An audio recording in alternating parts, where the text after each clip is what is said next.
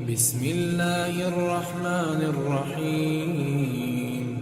Assalamualaikum warahmatullahi wabarakatuh.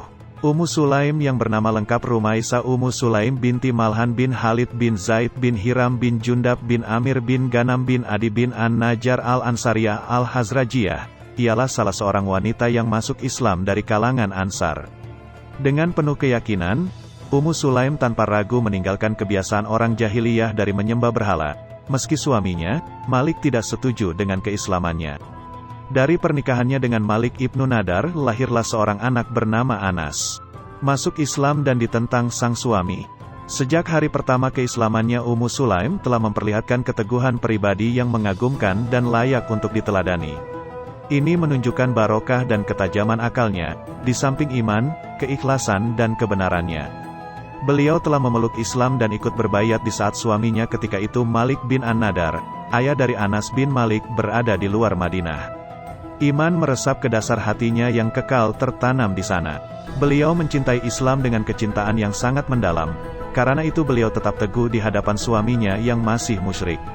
Tak mudah bagi Ummu Sulaim untuk memeluk Islam, agama yang paling benar dan diridai Allah Subhanahu wa Ta'ala.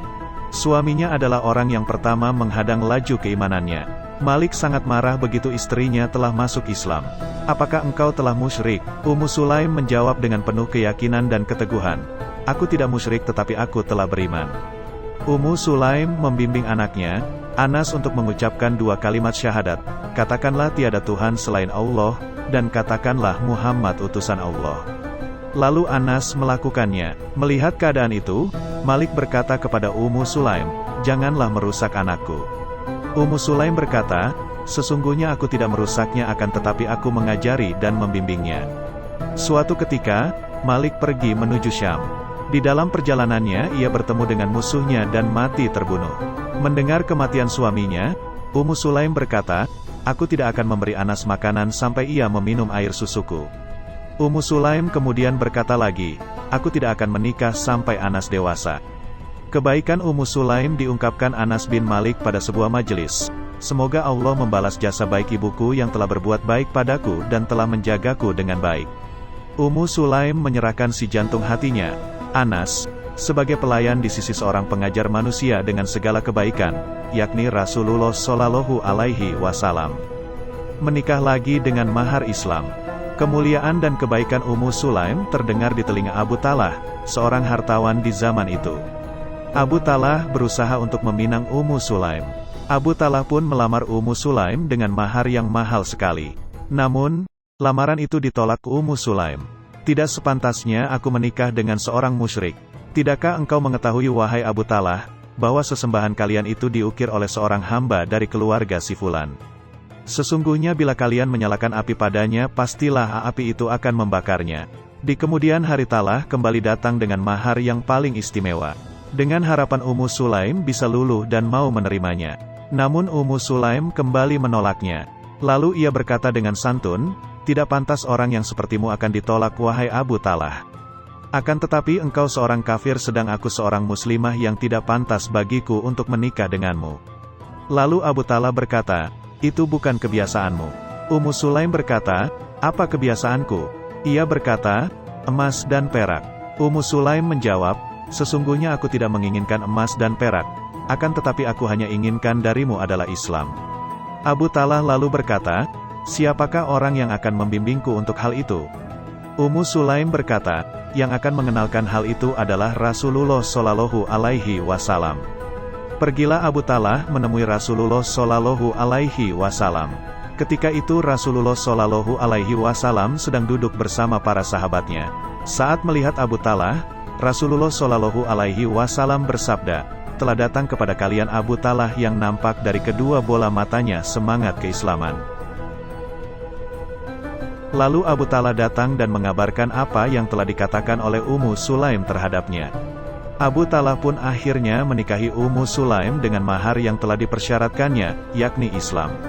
Sabit, seorang perawi hadits, berkata, "Dari Anas, tidaklah aku mendengar ada seorang wanita yang lebih mulia maharnya daripada Ummu Sulaim yang mana maharnya adalah al-Islam." Dari Anas bin Malik, ia berkata bahwa putra Abu Talhah sakit. Ketika itu Abu Talha keluar, lalu putranya tersebut meninggal dunia. Ketika Abu Talha kembali, ia berkata, "Apa yang dilakukan oleh putraku?" Istrinya, Ummu Sulaim, malah menjawab, "Ia sedang dalam keadaan tenang." Ketika itu, Ummu Sulaim pun mengeluarkan makan malam untuk suaminya. Ia pun menyantapnya. Kemudian setelah itu Abu Talha melakukan hubungan suami istri dengan Ummu Sulaim. Ketika telah selesai memenuhi hajatnya, istrinya mengatakan kabar meninggalnya putranya. Tak kala tiba pagi hari, Abu Talha mendatangi Rasulullah Shallallahu Alaihi Wasallam dan menceritakan tentang hal itu. Rasulullah pun bertanya, "Apakah malam kalian tersebut seperti berada di malam pertama?" Abu Talha menjawab, "Iya." Beliau Shallallahu Alaihi Wasallam lalu mendoakan, "Ya Allah, berkahilah mereka berdua." Dari hubungan mereka tersebut lahirlah seorang anak laki-laki. Anas berkata bahwa Abu Talha berkata padanya, "Jagalah dia sampai engkau mendatangi Rasulullah Shallallahu Alaihi Wasallam dengannya." Anas pun membawa anak tersebut kepada Rasulullah Shallallahu Alaihi Wasallam. Ummu Sulaim juga menitipkan membawa beberapa butir kurma bersama bayi tersebut.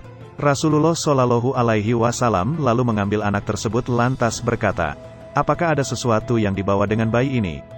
Mereka berkata, "Iya, ada beberapa butir kurma." Lantas Rasulullah Shallallahu Alaihi Wasallam mengambilnya dan mengunyahnya.